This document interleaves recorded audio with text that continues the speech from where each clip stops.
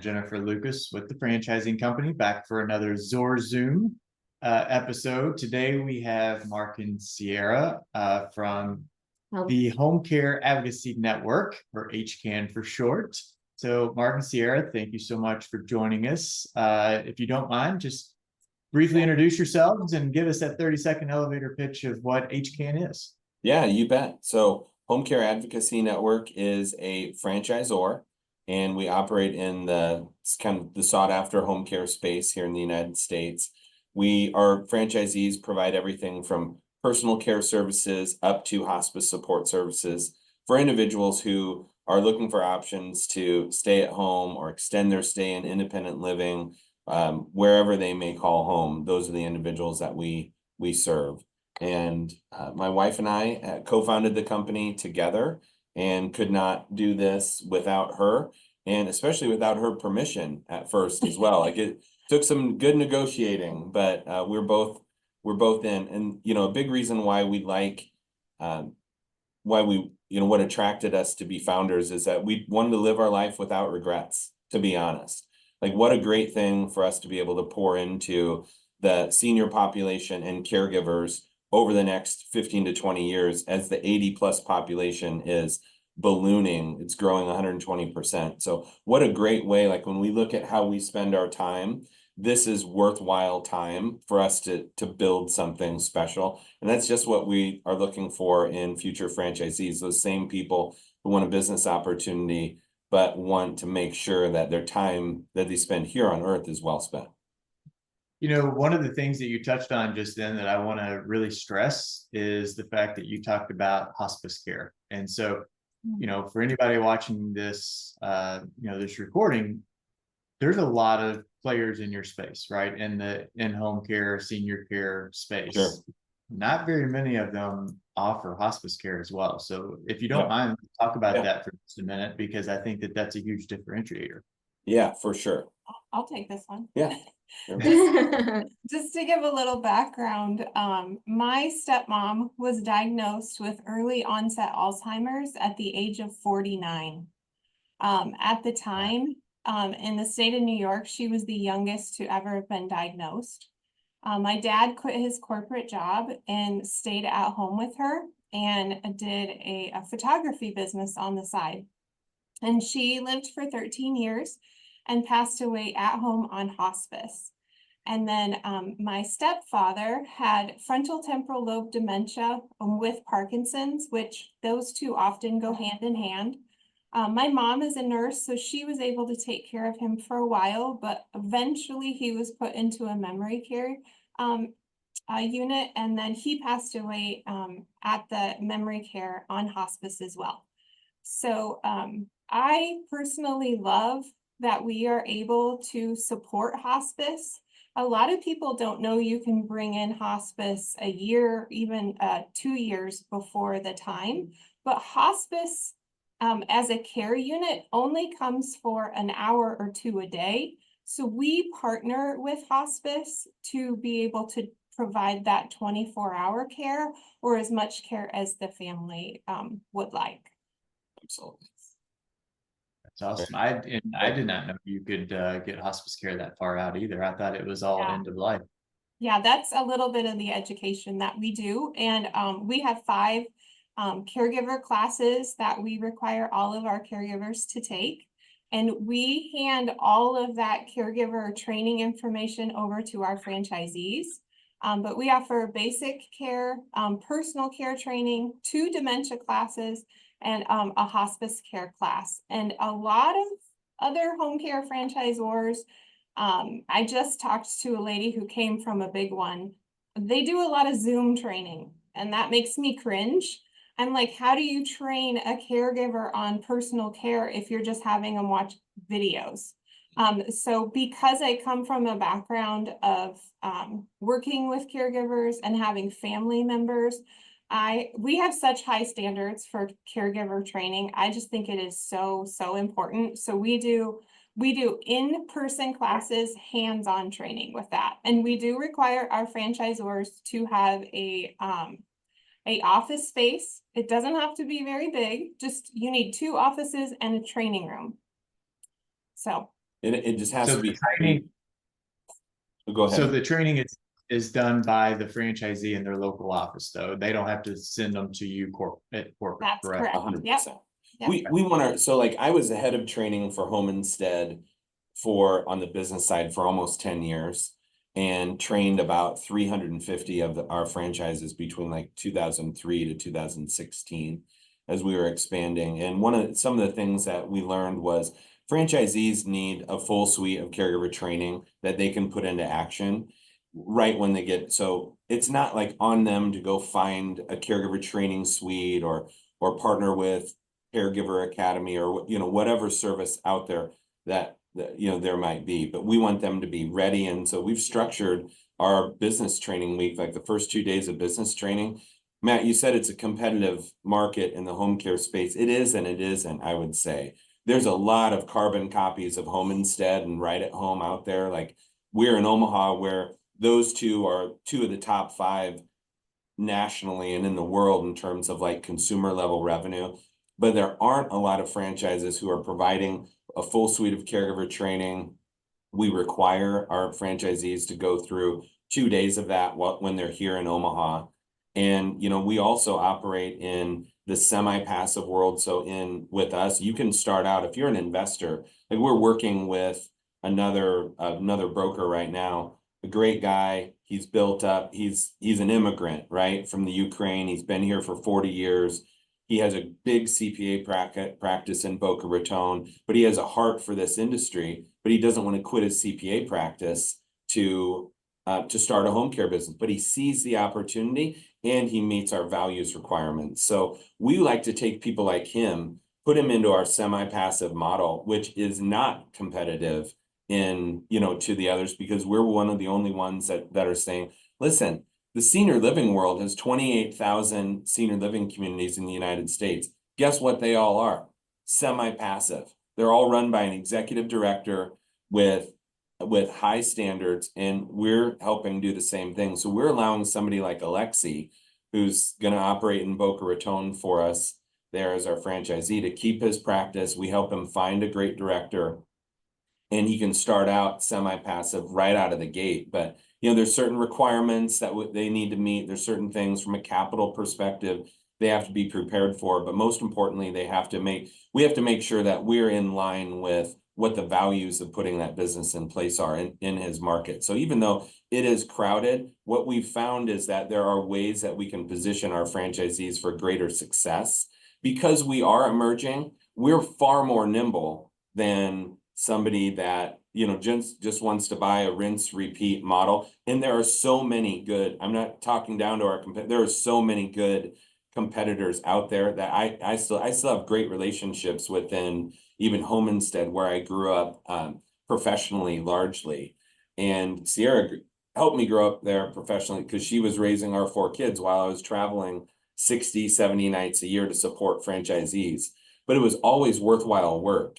And so that's kind of what fed us for 15 years there while I was traveling. So that semi-passive environment. And the other thing too, like when we started HCAN, we started out selling our franchises on a business to business level to senior living communities who don't operate well in the home care world. So a number of our locations are like with American Baptist Homes of the Midwest, and their location, Tudor Oaks Senior Living in Muskego, Wisconsin. We help them create Tudor Oaks home care supported by HCAN. It's the same model, in business for yourself, but not by yourself. So we're also like for people like watching this and learning about us, there's ways to be nimble and to help both businesses as well as individuals like Alexi who want to operate in what we call our professional plus model, where you can keep your profession and then add this as an alternative investment for your overall portfolio. The other thing that I'm really excited about is that we've teamed up with some senior living communities who don't necessarily want to take on the task of building their own home care, but they want it on their campus. So they're willing to have a franchisee be located on their campus, which is huge because that gives the franchisee built-in clientele that's on their campus. Plus they can also market off campus as well.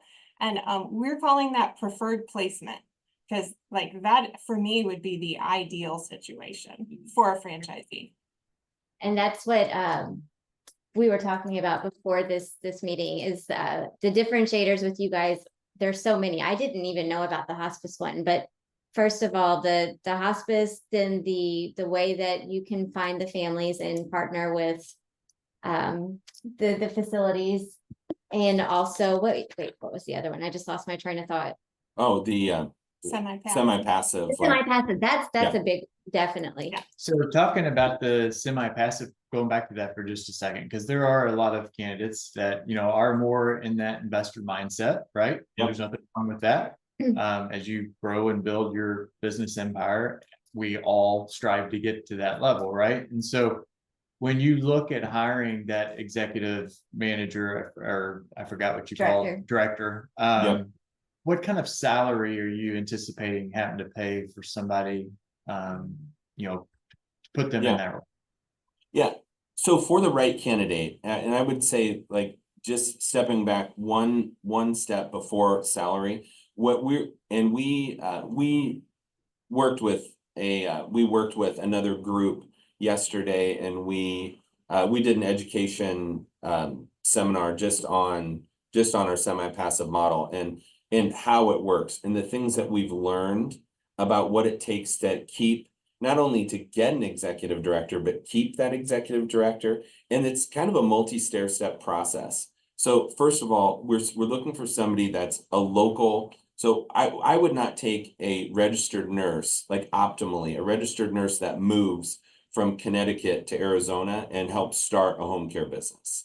That would be counterproductive, and it would be just as challenging as a franchisee doing that and not operating out of their social network. So we're looking for people who are either healthcare adjacent or home care adjacent. So people who might be a PT assistant. You know, one of our most successful sites is actually in Council Bluffs, Iowa, and it's run by somebody who was a physical therapy assistant for 20 years in Council Bluffs, Iowa. She had developed a great practice there. She had developed professional connections there. She would be optimally, she would be what you would normally are working with as a transitional executive, but what doesn't she have? The capital and the resources to do that. So we find people like her who have the mission in mind, and then we add a few things to that prior to, so we're going to try to get to a market rate, and we will compare that to, like, if they're building from scratch, they're building from zero census, and they're trying to build to whatever you're asking them to do to be the acting franchise owner, you need to have a market rate that is commensurate with what other like jobs are happening in that market. In Council Bluffs, we're at, I think, 78,000, right around 80,000 for that role. But there are a few criteria that we look for, and we help franchisees look for in that model. One, we are looking for somebody that has operated successfully inside of LinkedIn. LinkedIn is not a job finding application. It is a thought leadership platform.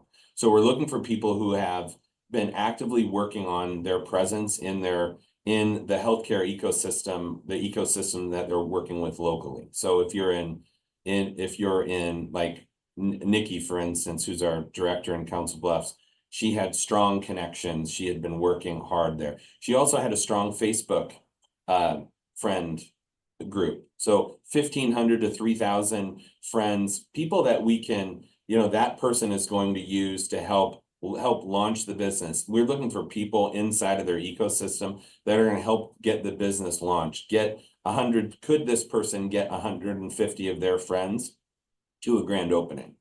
And do they have good relationships inside of that healthcare ecosystem? Then we have a specific growth and bonus plan, but we will do a sign-on bonus. It's not required, but if we're talking to somebody operating in this model, what we're saying is you need to have a sign-on bonus. And then at the 12-month mark, there needs to be a stay bonus. And then we have that extended out for 18 months. So then we know we can get 2.5 years of business building under our belt with that director. And then specifically what we found is that executive directors in home care, and this is where we're really different, guys.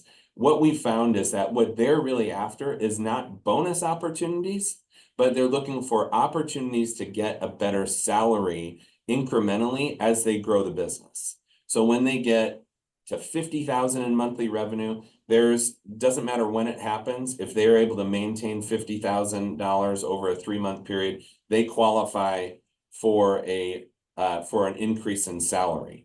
Their next salary increase would be when they hit 100,000 in monthly revenue for a 2 to 3 month period. So there's kind of a waiting period, because you can have a flash in the pan, your revenue goes up. We want to see sustained revenue growth.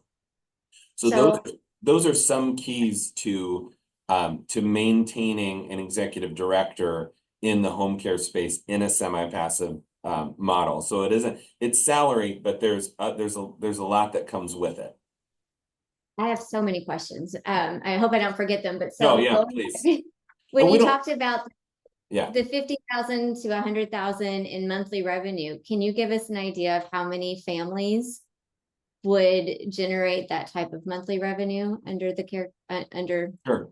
I mean, so I would say it depends, because some clients, I would say the industry average is 120 hours a month. So at 120 hours a month, if you have 30 clients, you're going to do roughly between 50 and 60,000 in monthly revenue. In Council Bluffs, where that's our corporate store, we are doing $85,000 a month there with roughly 42 clients. And she's only been in business a little over a year. Yeah. So about 15 months.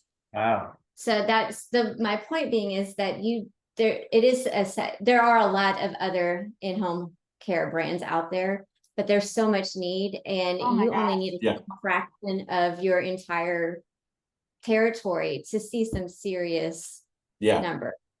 We totally, and guys, we wanted to open here, like if you think about just the ecosystem here in Omaha, we're the meat between the buns here in Omaha. So we have Home Instead at 132nd Street. We have Right at Home on 72nd Street. We're at 100th Street. So like we're in Omaha swinging against 2 of the top 5 in the world. And we have no reservations. We know that there's so much opportunity. And with our program that specifically focuses on referral provider networking, so there might be a lot of competition, but I would say what we took was the best of what we've learned prior to starting HCAN, and we're implementing it and forcing some of those changes into our system. So somebody has to attack the market with the mindset that they're not just going to win this through digital marketing. You're not just going to buy home care leads and expect to win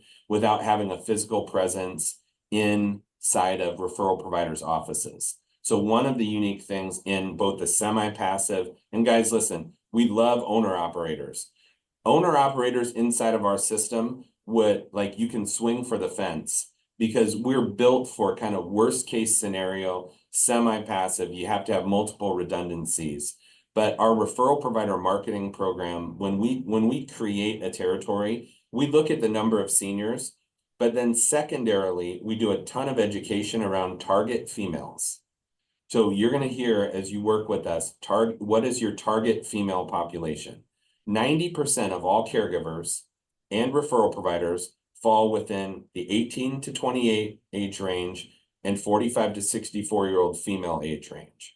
So we want them to understand how many of the target females are within their territory, because again, 90 to 95% of those folks are going to be your caregivers. So we want them to understand their labor market in the future is just as important as understanding the number of seniors. You have franchisors that are out there just focusing, well, we're going to give you 30,000 qualified households who are seniors. Like, forget it. Like, it's almost set up to fail. The third area is your referral provider marketplace. So it's a 3-legged stool with each territory. We track and we understand who all of the core referral providers are within the territories that we grant. So in Council Bluffs, for instance, we knew there were 135 qualified referral providers operating there. So then we expanded our search and we expanded the counties, because it's a smaller territory by number of seniors. So when our franchisees walk into a territory, they know who the key people are that they need to start building relationships with. And then we have a program for referral provider marketing that helps them gain greater access to referral providers in their marketplace through our education program. And so we not only know who their referral providers are, but we're helping them leverage where 60% of all their home care revenue is going to come from anyway. And if you just focus on digital, and that becomes a challenge. But I think that's where a lot of the larger home care franchisors have just naturally gone to when it comes to marketing and networking. But our franchisees, either semi-passive or owner operator, need to have a ground game. And that's how we built our system here. What do you typically pay your caregivers? What's an average? So right now, I would say like the national rates, what we try to do with each one of our franchisees is we want them to strike a 43 to 47% gross margin on all of their caregiver labor. So it's really dependent on what the local market is for caregiver wages. Generally in the US, it's between $15 and $18 an hour, and bill rates are between $32 and $38 an hour, up to $40 an hour in some markets. So that's a big part of our education, is helping them establish what the local rate is. Like caregivers are looking for a good hourly rate, but that's the number 5 thing. That's the least valued thing that they're really looking for. What they're looking for and how we built our system is, what's the number 1 value that caregivers are looking for? And who the office, so they're looking for a professional office space. They want to walk into an office and be like, wow, I work here.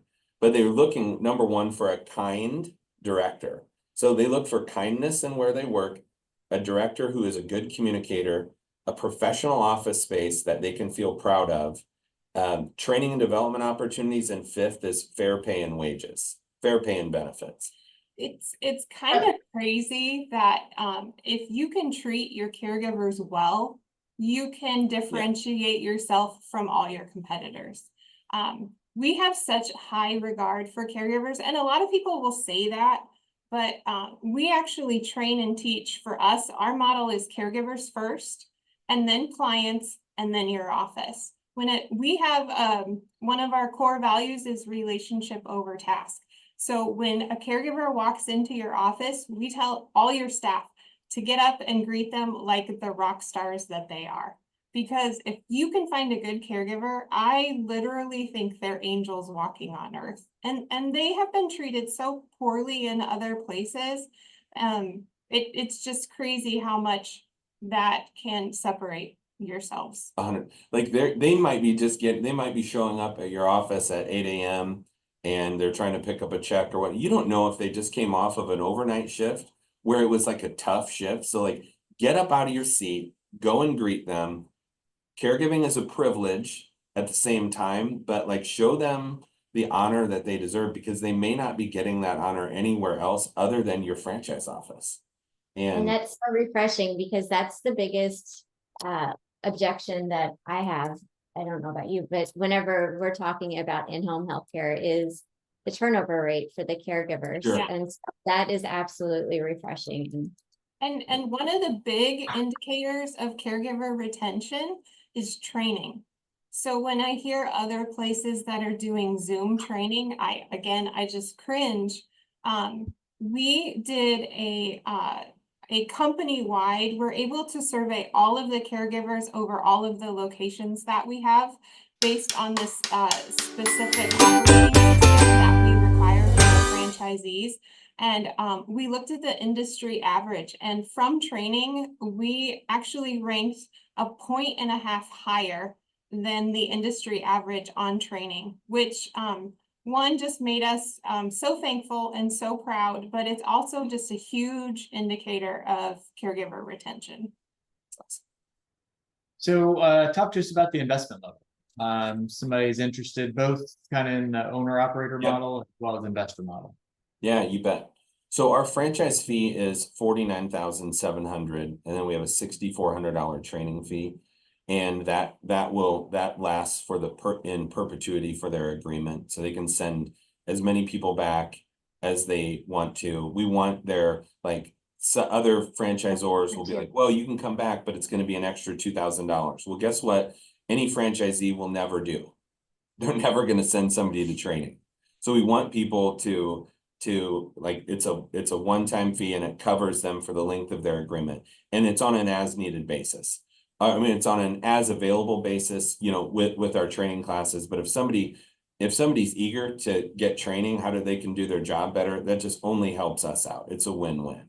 Yep. So it's right around 54 to 55,000 for that.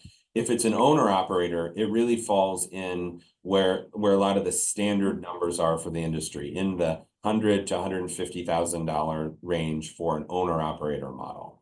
And for our professional plus model, which is our semi-passive model, we really recommend having $300,000 to $350,000 of capital. And here's why. We want them to be able to have a couple years of a quality home care director salary in place. We don't want them after 6 months coming back and saying, oh, I'm paying this salary to this director and they're only at $10,000 in monthly revenue. Well, home care in part is timing, because referral providers need enough time to respond to about 4 to 5 meetings. You need to be there for about 6 months to prove that you're going to be there long-term. They're referral providers, case managers, social workers, discharge planners. Not saying they're not trustworthy, but it takes time to build relationships with them. If we have somebody that's locally sourced, that has good relationships with them out of that ecosystem, it can go faster. But that's kind of why we look at that. So we want 300 to 350 for a semi-passive investment just to be in place. And then we're really a 2 full-time equivalent model. So that director needs to be working with somebody that can also, as they're out doing 20 to 40 referral provider impressions the first 6 months, you have to have somebody back minding the store, somebody that's greeting caregivers, training caregivers, recruiting, and kind of living the model locally. So that's where those numbers come from, and they're pretty much commensurate with. You can do it for less. I think our investment over, in Council Bluffs was in the 200 to 250,000 range before we really got to a decent level of profitability there. But it happened, it can happen faster or slower. But that's generally speaking the investment ranges. That can be less in our preferred placement model. So Sierra mentioned that. Right now we have 3 senior living communities throughout that are across about 5 different states that are interested in, like Sierra said, they value it, they want it. So in those arrangements, we'll arrange for the franchisee to be the local office of the local HCAN office, but they would operate on the continuous care retirement community campus. That's where you have an independent living, assisted living, and you have a skilled nursing unit all under one roof. Generally, they're 300 to 400, up to 500 residents there. In that situation, we will ask the community to not charge rent, and then the franchisee gets to operate locally there for free. But then we do create a revenue share out of our royalty, and so with those current situations out there, we create an opportunity for the community then to build a revenue base from the royalty that we're receiving. So it benefits the franchisee. The community loves it because they get an opportunity then to build a revenue stream. They don't have to go back to their board and ask for permission for that.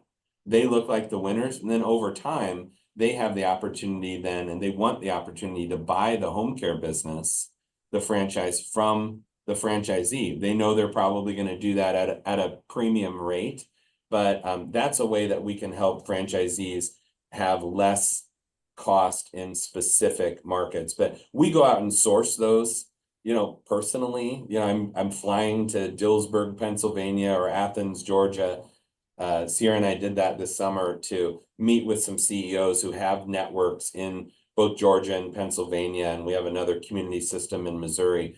So, those are physical meetings. It takes 2 to 3 meetings to get them into our inventory for 2025. And so we're hoping to have that inventory finalized by Q1 2025. So those will be special opportunities that offer lower fixed costs in that investment range, Matt. Awesome. All right, well, talk to us about the territory size. What are you looking for a territory? Yep. So generally speaking, yeah. So you went into the 3 things that they're looking for. I don't know if we The size. came up with anything specific or if we got into specifics, but yeah. Yeah, Okay. I think our franchise disclosure document says between 30,000 and 50,000 seniors. So Okay. we still talk about seniors from an FDD perspective, but then on a value added basis, we talk about the other ones.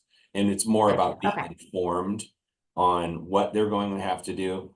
Like, and it a little bit. So the opportunity right now with us is, I'm not saying that we would grant a larger territory than necessary, but because we're an emerging franchisor, we realize that franchisees and franchise brokers are still, not saying they're alligator arms, but they're looking for more and more validity. So we will at times, if you're a pioneer in a specific state, so you're the first franchise location there, we will opt to have a slightly larger territory in the states that where we have a pioneering franchisee.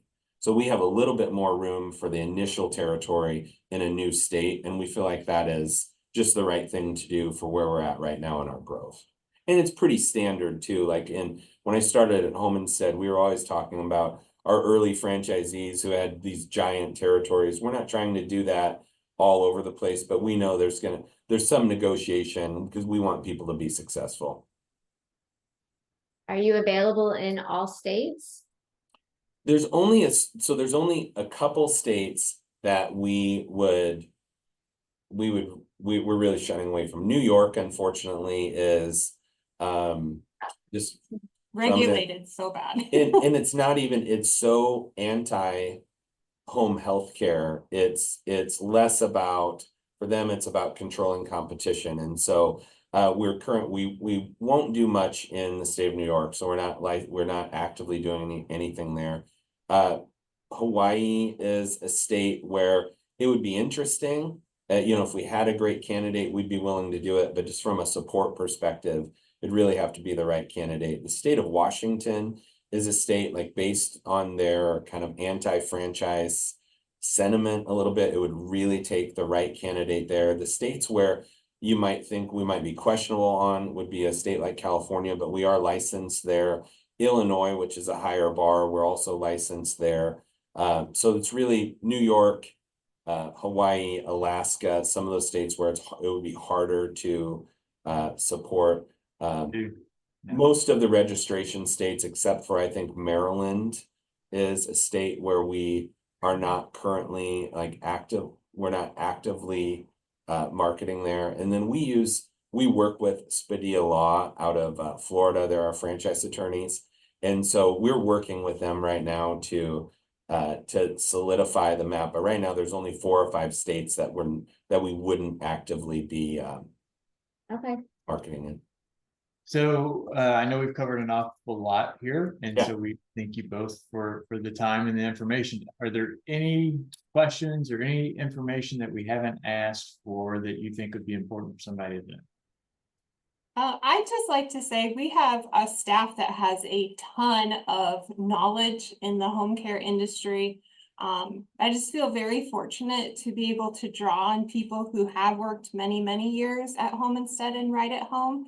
So we have the head knowledge for sure.